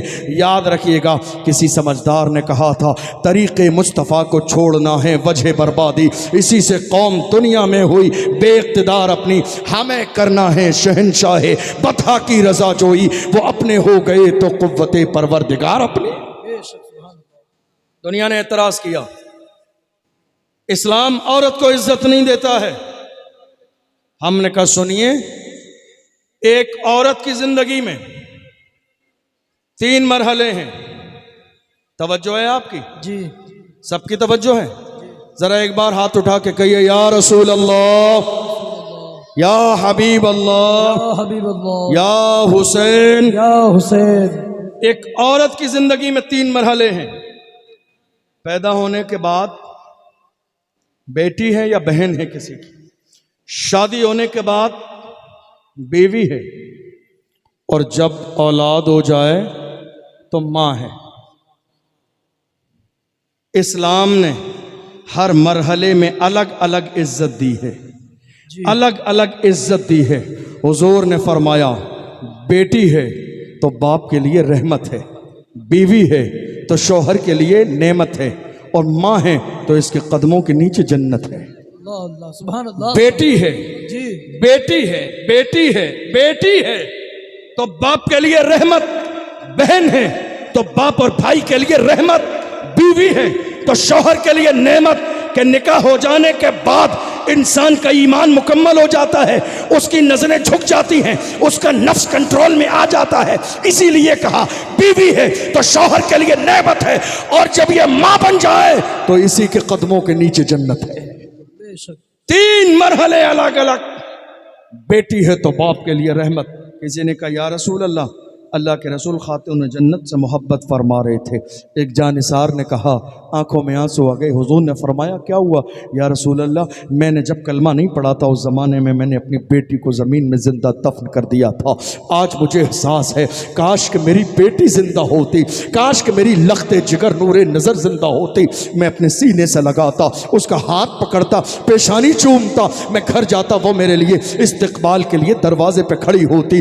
बेटी बेटी होती है। अल्लाह तुम्हारे जिसके घर में बेटियां हैं सलामत रखे। घर में रौनक है बेटियों से, घर में बरकत है बेटियों से, कितना नूर है बेटियों के वजूद की वजह से। बाप और बेटी का रिश्ता बड़ा अनोखा ही होता है। बाप और बेटी के दरमियान मोहब्बत का रिश्ता एक अलग और निराला ही होता है। कोई दूसरा इस रिश्ते की नज़ाकत और मोहब्बत को नहीं समझ सकता। अल्लाह के रसूल सल्लल्लाहु अलैहि वसल्लम के सामने वो रोई, कहा मैंने उस ज़माने में जब कलमा नहीं पढ़ा था अपनी एक बेटी को ले जाके ज़मीन में ज़िंदा दफन कर दिया। आज मेरे दिल को एहसास होता है। अल्लाह अकबर। हुजूर की आंखों में आंसू आए। बिलाल हबशी को बुलाया, फरमाया जाओ बिलाल जाके मदीने की गलियों में ऐलान कर दो, सारे लोग मस्जिद में आ जाएं, अल्लाह के रसूल का खिताब होने वाला है। ऐलान कर दिया गया। लोग मस्जिद में आए, और जब मस्जिद में आ गए तो अल्लाह के महबूब ने ऐलान फरमाया। हुजूर फरमाते हैं मन कुन्ना लहू सलासो बनातिन फसबर अलैहिन्ना वसकाहुन्ना वकसाहुन्ना कुन्ना लहू हिजाबम मिनन नार। मेरे नबी फरमाते अल्लाह ने जिसे 3 बेटियां दी हैं वो इज्जत के साथ खिलाए पिलाए परवरिश करे शादी कर दे, वो बाप जन्नती है। बेशक, सुभान अल्लाह। फरमाया वो बाप जन्नती है। या रसूलल्लाह मेरी 2 है 3 नहीं है। तू भी जन्नती है। या रसूलल्लाह एक ही है। फरमाया तू भी जन्नती है। या रसूलल्लाह बेटी नहीं, जा दूसरे की बेटी को अपनी बेटी समझ के मोहब्बत कर ले, तू भी जन्नती है। अल्लाह के महबूब का फरमान तो देखो, देखो मेरे नबी का दरियाए रहमत। आज हाल क्या है मालूम है? हमने देखा कितनी जगहों पर कलेजा मुंह को आ जाता है देखने के बाद में। 2 पड़ोसी हैं, दोनों में आपस में अनबन है, नाराज़गी है, और दोनों के घर बेटियां हैं। जिससे हमारी लड़ाई है उसके दरवाजे पर रिश्ते वाले आए उसकी बेटी का हाथ मांगने। अचानक से हमें मिल गए, हमारी मुलाकात हुई। महज दुनिया की थोड़ी सी लड़ाई और दुश्मनी की वजह से क्या कहा, अरे इसके घर आए हो रिश्ता लेके जरा पता कर लो लड़की के बारे में, ये हो रहा है या नहीं हो रहा है। मैं क्या कह रहा हूं समझ रहे हैं आप? कहा तुम जिस लड़की का रिश्ता लेकर आए हो पता किया है इसके बारे में? ठहरे हुए पानी में एक कंकर मार दीजिए, लास्ट तक पानी हिल जाता है। वही हुआ। कहा आप रिश्ता लेकर आए हैं लड़की के बारे में? कहता अरे आप भी तो पड़ोसी, आप बता दीजिए। नहीं अरे हम बताएंगे तो जरा बुराई हो जाएगी, हमारा नाम आ जाएगा, आप पता कर लीजिए। कितने लोग ऐसे हैं, कितनी बेटियों के रिश्ते तोड़वा दिए महज थोड़ी सी जाती रंजिश की बुनियाद पर। आपको मालूम है इस्लाम का मिजाज क्या है? बेटी बेटी है, भले ही दुश्मन की क्यों ना हो। बेटी बेटी है, बेटियों से दुश्मनी कैसी? ये तो जाने वाली है, चंद दिन के बाद किसी और के दरवाजे पे चली जाएंगी, रुखसत हो जाएंगी। ये दुश्मनी के लिए नहीं है। दूसरा मरहला बहन का। रमजान में एक शख्स आया दारुल इफ्ता में मसला पूछने के लिए, बड़ी अहम बात है। उसने कहा हज़रत मेरी बहन बहुत ज्यादा परेशान है, मैं ज़कात निकालना चाहता हूं, क्या अपनी बहन को ज़कात दे सकता हूं? हमने कहा नहीं, बहन को ज़कात नहीं, विरासत में जो हिस्सा है वो दे दीजिए, ज़कात देने की नौबत ही नहीं आए। बहन का जो विरासत में हिस्सा है वह हिस्सा दे दीजिए ईमानदारी के साथ, ज़कात देने की नौबत नहीं आएगी। कितने लोगों ने मीठे मीठे बहाने बना लिए, हमने 10 लाख का जहेज दे दिया, जहेज दे दिया तो विरासत नहीं है, ये विरासत फिर भी देना पड़ेगी। जहेज तोहफा है, तोहफा लाजिम नहीं है तुम्हारे ऊपर, वाजिब नहीं है तुम्हारे ऊपर। तुमने ये जहेज सवाब के लिए नहीं, समाज के लिए दिया है, दिखावे के लिए। ये बेटी का हिस्सा नहीं है, ये तुमने तांबे और पीतल और चांदी के बर्तन दिए हैं, क्या करेगी? जबान से चाटेगी बैठकर? नहीं। आज वो परेशान बहन किराए पे है, दर दर की ठोकरें खा रही है। ज़कात नहीं, जो विरासत में बाप ने छोड़ी है उस विरासत में बहन को ईमानदारी से हिस्सा दे दो। वो दुनिया से जाएगी, दामन उठा के तुम्हारे लिए दुआ कर देगी, अल्लाह तुम्हारी दुनिया भी कामयाब कर देगा, आखिरत भी कामयाब कर देगा। आज कितनी बहनें ऐसी हैं जिनके लिए दरवाजे बंद कर दिए गए मायके के। बाप का इंतकाल हो गया, मायका खत्म है, माँ का इंतकाल हो गया, मायका खत्म है।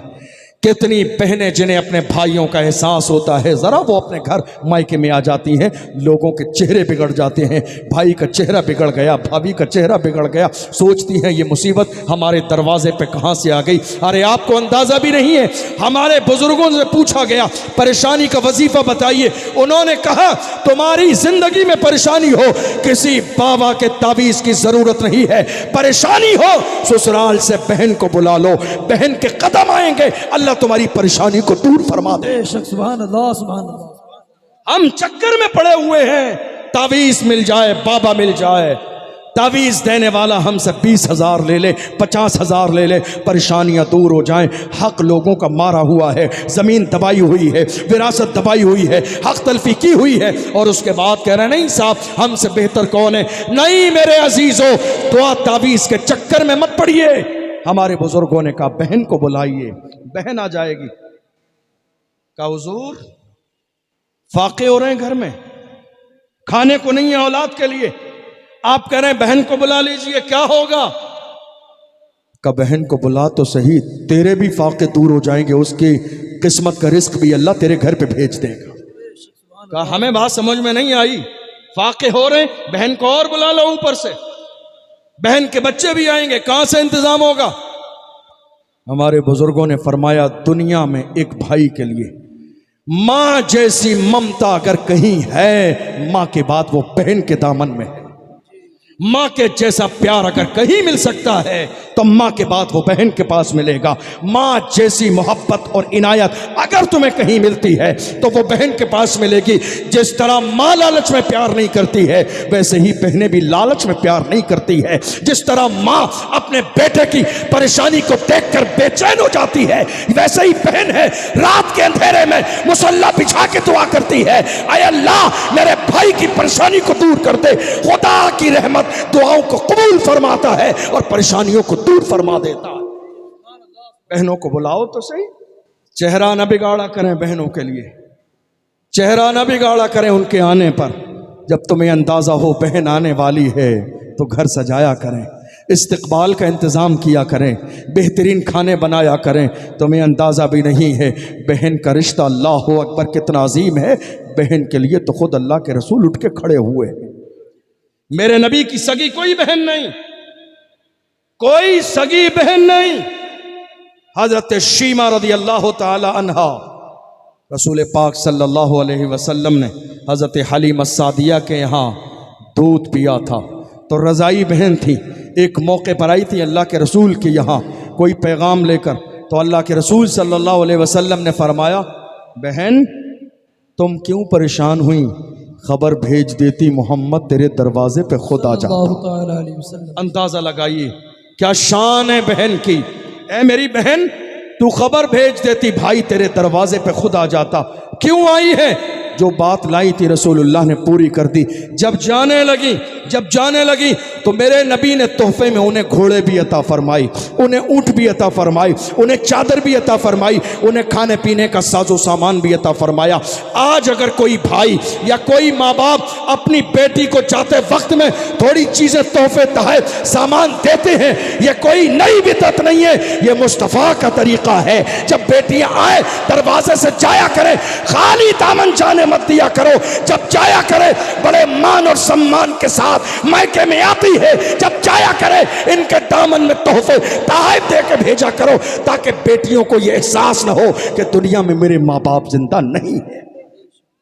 आज कितनी बहनें ऐसी हैं जो ससुराल में बैठ के आंसुओं से रोती हैं, हमारा तो मैका ख़त्म हो गया। क्यों? कोई नहीं है। कहा है तो सारे लोग, बस माँ बाप चले गए, माँ बाप होते हैं तो मैका होता है, माँ बाप इंतकाल कर जाते हैं तो मैका ख़त्म हो जाता है। मेरे अजीज़ों, ये नौबत मत आने दो। तुम्हारे माँ बाप जिंदा भी हैं, और अगर वो तुम्हारी बहन को बुलाना चाहते हैं, इस्तकबाल किया करो बहन का। ये फूल जो आज आपने मेरे कदमों में बिछा दिए हैं, आपने पूरे रास्ते पूरे जलसे में फूल फेंके, मुझे अच्छा बहुत लगा, लेकिन मुझे अच्छा इससे ज़्यादा तब लगता जब ये फूल तुम्हारी बहन के कदम के नीचे होते। तुम बहन के इस्तकबाल के लिए फूल लेके आते, तुम अपनी बहन का इस्तकबाल करते, तुम अपनी घर में बूढ़ी माँ का इस्तकबाल करते। माँ का इस्तकबाल किया नहीं, बहन का इस्तकबाल किया नहीं, कभी तुमने उसके मकाम और मर्तबे को न समझा। अल्लाह की इज़्ज़त की कसम, ये बहनें बहुत अजीम होती हैं, बेटियाँ बड़ी किस्मत वाली होती हैं। लाखों लोग दुनिया में ऐसे हैं जो ये बयान करते हैं, हमारे यहाँ बेटी पैदा होने से पहले फाके होते थे, बेटी पैदा हुई है अल्लाह ने करोड़ों का मालिक बना दिया। ये बेटी है जिस घर में पैदा होती है अल्लाह उसके रिज़्क़ के दरवाजे खोल देता है। इस्लाम में देख लीजिए आप, चाहे वो बेटी हो या बहन हो। एक आखिरी बात, हमारी जिंदगी में एक बड़ा अहम मरहला है, मालूम है क्या? माँ। क्या है? माँ, जिसके कदमों के नीचे जन्नत है। जबान यहां बैठे हुए क्या कर रहे हैं मालूम है आपको? आपका लहजा गुलाब के फूलों की तरह नरम है दोस्तों के लिए, और पत्थर से भी ज्यादा सख्त है बूढ़ी माँ के लिए। पत्थर से भी ज्यादा सख्त है बूढ़े बाप के लिए। क्या कर रहे हैं आप? जितने जवान यहां बैठे हैं, जरा एहसास कीजिए, ये दिन बदलेंगे। मैंने अपनी जिंदगी में 3 पीढ़ियां देखी, दादा, बाप, उसका बेटा। मैंने देखा एक शख्स अपने वालिद को, आंखों देखा हाल बयान कर रहा हूं, एक शख्स अपने वालिद को गाली देता था। बाप की उम्र 50 से 60 साल और उसकी शादी हो गई, उसका बच्चा था 5-7 साल का। मेरे पढ़ने के ज़माने में आज वो बच्चा है 18-20 साल का। तो ये अपने 30-35 साल की भरी जवानी में 60 साल के बाप को सिर्फ गाली देता था। आज उसका बाप तो इंतकाल कर गया, मगर इसका अपना बेटा 18-20 साल की जवानी में रोड पे पकड़ के जूते मारता है। अल्लाह अकबर, दुनिया हैरान है, ये सज़ा किसकी है? ये सज़ा किसकी है? ये सज़ा किसकी है? याद रखना, कमा तदीन तुदान, तुम जैसा करोगे वैसे ही तुम्हारे साथ किया जाएगा। ऐसा नहीं है कि तुम खेत में गेहूँ डालोगे तो थोड़े ज़माने के बाद में तुम्हारे खेत से मक्की के दाने निकलेंगे। हरगिज नहीं, मक्की डालोगे तो मक्की निकलेगी, गेहूं डालोगे तो गेहूं निकलेगा। बाप की इज्जत करोगे तो तुम्हारी इज्जत की जाएगी, बाप की बुराई करोगे तो तुम्हारे साथ बुराई की जाएगी। तुम ये चाहते हो कि मुझे सर पे बिठाया जाए, तो बूढ़े बाप को सर पे बिठाने का मिजाज पैदा करो। इसलिए कि अल्लाह के रसूल ने फरमाया, जो वालिदैन का एहतराम करेगा उसका एहतराम किया जाएगा, जो माँ बाप को खिलाएगा उसको खिलाया जाएगा, जो पिलाएगा उसको पिलाया जाएगा, जो इज्जत देगा उसकी औलाद के जरिए उसको इज्जत दी जाए। और अगर ये नहीं करेंगे तो याद रखना, निज़ाम बदलता है। वतिलकल अय्यामु नुदाविलुहा बैनन नास, दिन बदल रहे हैं और ये दिन बदलेंगे लोगों के दरमियान। देखना देखना देखना, कल जो बाप था, आप बेटे थे, कल आप बाप बनेंगे और आपका बेटा भी होगा, तब जाके अफसोस होगा। मेरे अजीज़ों, याद रखना, ये जो फूल आज मेरे और उलमा के रास्ते में बिछाए जा रहे हैं, मुझसे पहले ये फूल अपने माँ बाप के रास्ते में बिछाया करो, माँ के कदमों में बिछाया करो। यकीन जानो, माँ माँ होती है, माँ से बड़ा दर्जा किसका हो सकता है? अल्लाहु अकबर। आप जानते हैं, दुनिया का कोई वली उस वक्त तक वली नहीं बनता है जब तक कि माँ उससे राज़ी ना हो, वालिद उससे राज़ी ना हो। अल्लाह ने हज़रत बायज़ीद बुस्तामी को इतना बड़ा मर्तबा माँ की दुआ से दिया है, गरीब नवाज को इतना बड़ा मर्तबा माँ की दुआ से दिया है, गौसे आज़म को इतना बड़ा मर्तबा माँ की दुआ से दिया है, महबूब इलाही को इतना बड़ा मर्तबा माँ की दुआ से दिया है, इमाम अहमद रज़ा को इतना बड़ा मर्तबा माँ की दुआ से दिया है, हुज़ूर ताज शरिया को इतना बड़ा मर्तबा माँ की दुआ से मिला। गाली मत दीजिए, सताइए मत, बुराई मत कीजिए, परेशान न कीजिए, चिल्लाइए मत। हमने देखा है जिन्होंने अपनी माँ को अपनी ज़बान से तकलीफ दी है, हमने इसी ज़बान पर लक़वे का असर होते देखा है, फालिज का असर होते देखा है। वो जवान जो जवानीन के नशे में चूर थे, माँ के साथ तेज़ लहजे में बात करते थे, गाली देते थे, सीधे मुंह बात न करते थे। थोड़े से ज़माने के बाद माँ ने कुछ कहा नहीं, मगर दिल को तकलीफ़ हो गई। थोड़े दिन के बाद दुनिया ने देखा उसी ज़बान पर फालिज का असर हो गया। जब तक जिंदा रहा ज़बान कभी बोली नहीं, ज़बान कभी चली नहीं। याद रखो अजीज़ो, अल्लाह के यहाँ देर अंधेर नहीं है, वो सब कुछ देखने वाला है। वल्लाहु यालमु मा तुसिर्रून व मा तुलिनून, तुम जो जाहिर करते हो खुदा उसको भी देखता है, तुम जो छुपाते हो खुदा उसको भी देखता है। याद रखो, आज कितने लोग ऐसे हैं, बस आखिरी जुमला कह रहा हूं, कितने लोग ऐसे हैं, नया घर बनने वाला है, नहीं खोद ली उन्होंने, मेरे पास आके कहते हैं हजरत हमारी बड़ी ख्वाहिश थी आपके हाथों से हम पहली ईंट रखवा दें।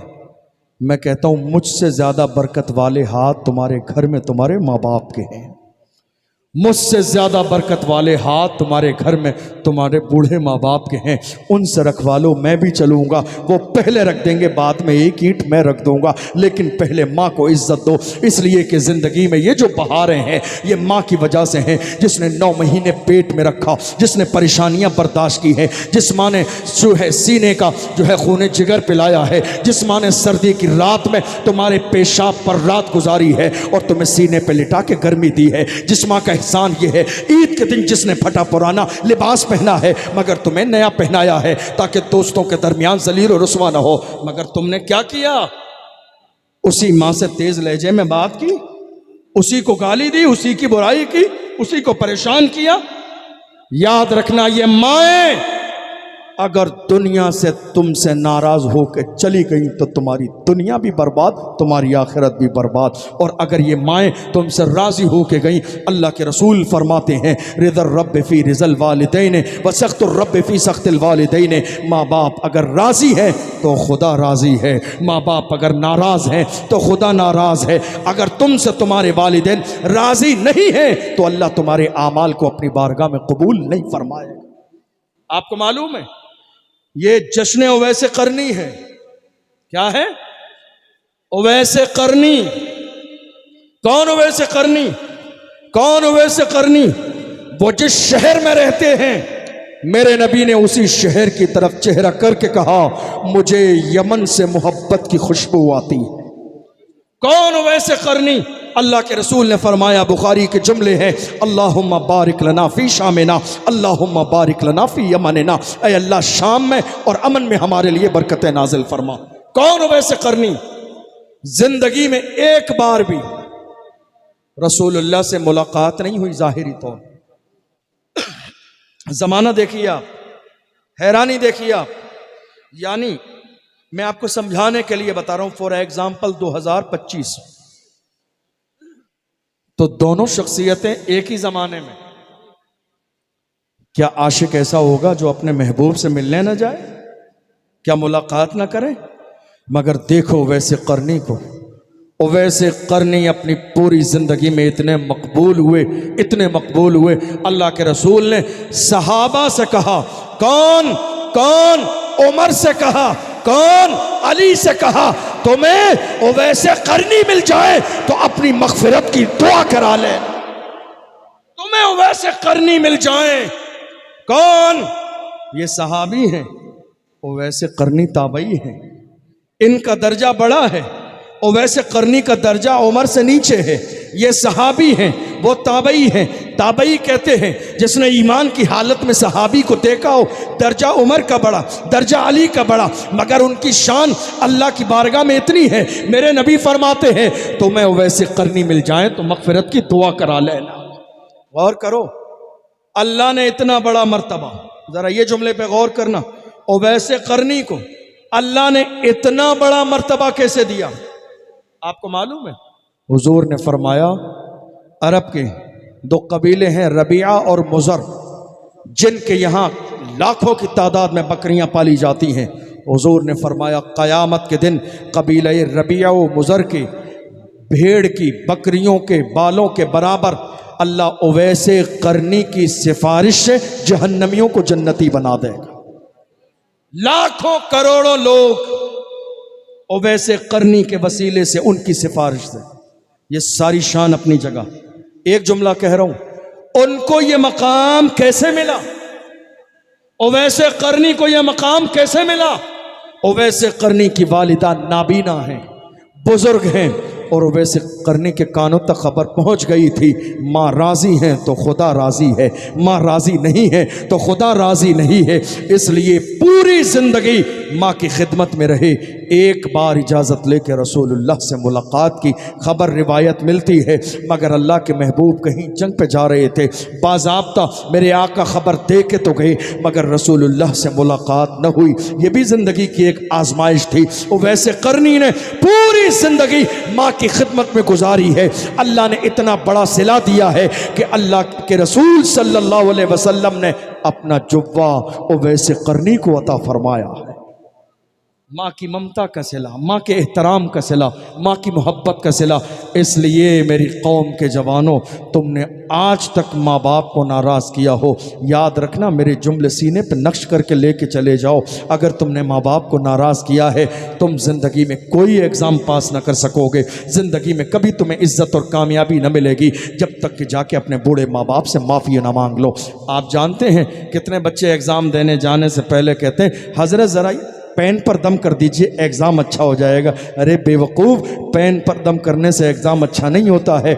जा माँ के सामने सर झुका दे, वो तेरे सर पे हाथ रख के कहे जा अल्लाह तुझे कामयाब करे। माँ कह देगी तो अल्लाह तुझे कामयाब कर देगा। तुम इधर उधर के चक्कर में है, हज़रत दुआ करना, हज़रत दुआ करना, हज़रत दुआ करना। कोई हज़रत दुआ नहीं करता। तुम्हारे घर में सबसे बड़ा पीर दुआ करने वाला तुम्हारी माँ, तुम्हारे बाप मौजूद है। ये भी क्या हुआ, मरने के बाद जाके उनके लिए कब्रिस्तान में फातिहा कर रहे हो, अगरबत्ती जला के बैठकर अफसोस कर रहे हो। नहीं, मरने के बाद अफसोस ना करो, जिंदा हैं तो खिदमत करो। जिंदा हैं तुम क्या कर रहे हो?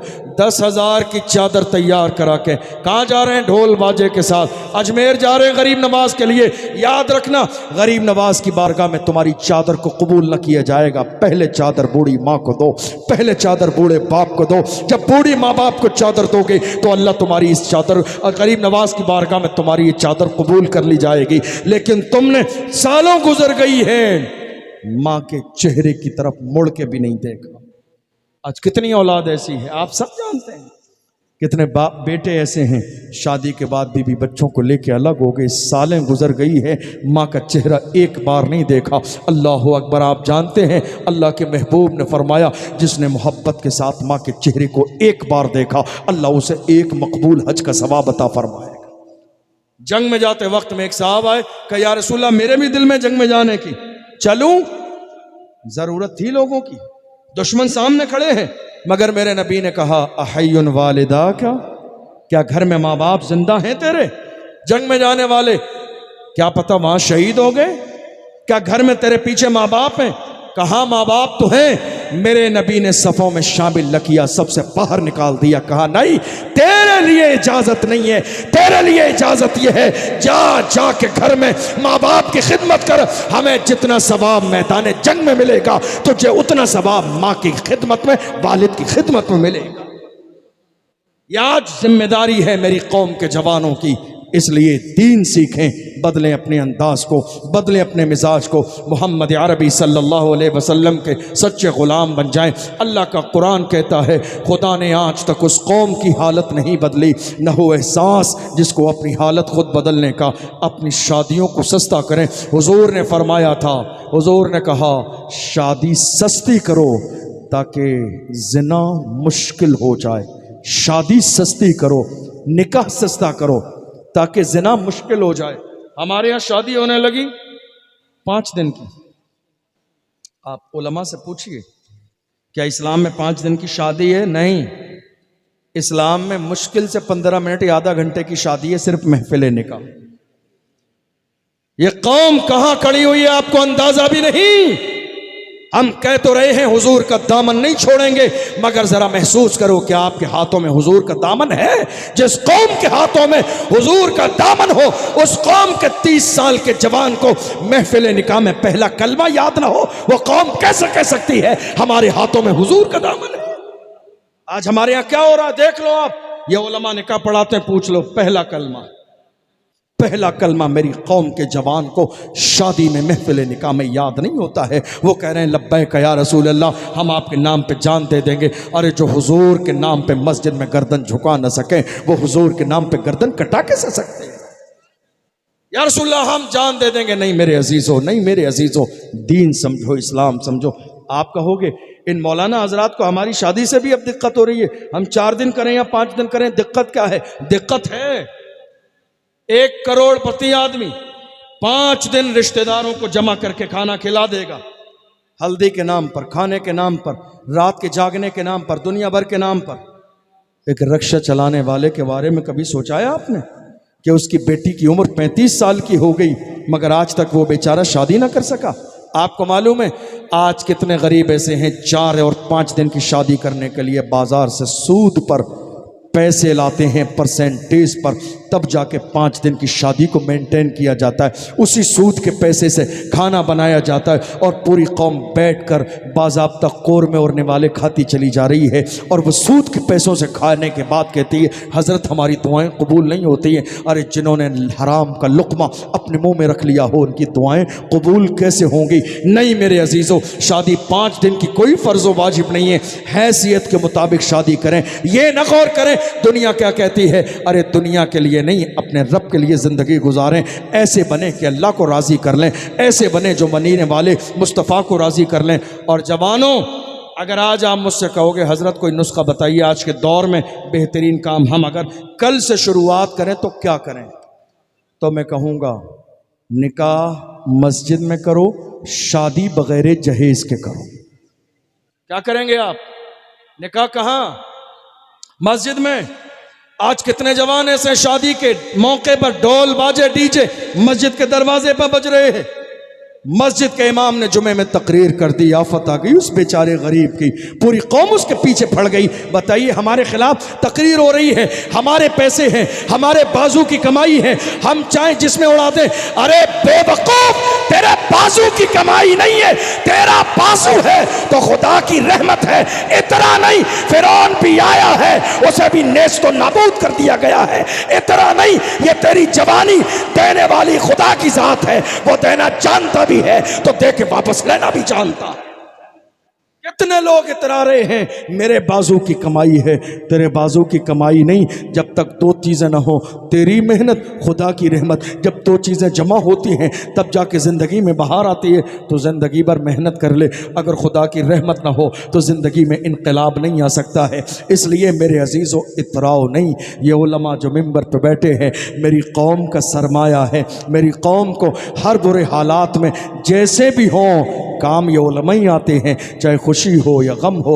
इसलिए खुदारा इन उलमा की बुराई न किया करें। ये अपने बाप दादा का फरमान नहीं सुनाते हैं, मिंबर पे खड़े हो के अल्लाह और रसूल का फरमान सुनाते हैं। मेरे नबी ने इरशाद फरमाया, कुन आलिमन औ मुतअल्लिमन औ मुस्तमिअन औ मुहिब्बन वला तकुनिल खामिस। हुजूर फरमाते हैं या तो आलिम बनो या आलिमों से मोहब्बत करने वाले बनो, आलिमों के पास बैठने वाले बनो, उनसे बयान सुनने वाले बनो।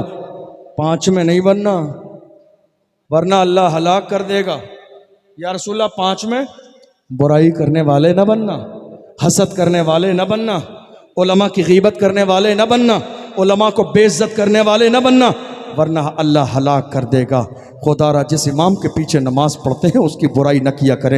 ये चाय के होटल, ये जो आज खुराफातों का अड्डा बने हुए हैं मेरी कौम के, ए खुदा के बंदो, तुम चाय के होटल पे चाय पीने जाते हो तो बस चाय ही पिया करो और उसके बाद उठ के चले जाया करो। तुम यहाँ बैठ कर यो गीबत और चुगलियाँ कर रही हो मोहल्ले की, किसी गरीब की, किसी की बेटी की, मस्जिद के इमाम की। याद रखो अल्लाह के महबूब फरमाते हैं अल गीबत अशद्दु मिनज़ ज़िना, गीबत ज़िना से बड़ा गुनाह है। ज़िना करने वाला अगर सच्चे दिल से तौबा कर ले तो खुदा माफ कर देगा, मगर गीबत करने वाला जब तक उससे माफी न मांग ले जिसकी गीबत की है, अल्लाह माफ नहीं फरमाए। कहाँ हैं हम मेरे अजीज़ों? नहीं, आज से ये अहद करो इंशाअल्लाह हम अपने अंदाज़े ज़िंदगी को बदलेंगे, हमारा मिजाज बदलेगा, फ़िक्र बदलेगी। हम आने वाले दौर को देखेंगे, अपनी बेटियों के अपनी बेटियों के लिए सबसे पहले ये प्लान करेंगे कि एक छोटा सा कॉलेज बन जाए पर्दे वाला, कि जिसमें हमारी बेटियां पर्दे के साथ दीन और दुनिया की तालीम हासिल कर सकें, ताकि किसी गैर के दरवाजे पे न जाना पड़े। और अपने समाज को बेहतर बनाइए, शादी को सस्ता कीजिए ताकि रक्षा चलाने वाले की बेटी की उम्र 30 और 40 साल न हो जाए। वरना कितनी बेटियां खुदकुशी कर चुकी हैं ये सोच कर कि मेरे दरवाजे पे मेरा रिश्ता लेने के लिए कौन आएगा। अल्लाह की बारगाह में दुआ है, ए परवरदिगार, हमने जो बयान किया सेवन कोई ख़ता हुई हो तो अपनी रहमत से माफ़ फरमा, और ए अल्लाह हमने जो सुना है इसे समझने और अमल करने की तौफीक अता फरमा। वस्सलामु अलैकुम वरहमतुल्लाहि वबरकातुहू। बैठे रहे आप हज़रात। अभी एक बहुत ही उम्दा और बहुत ही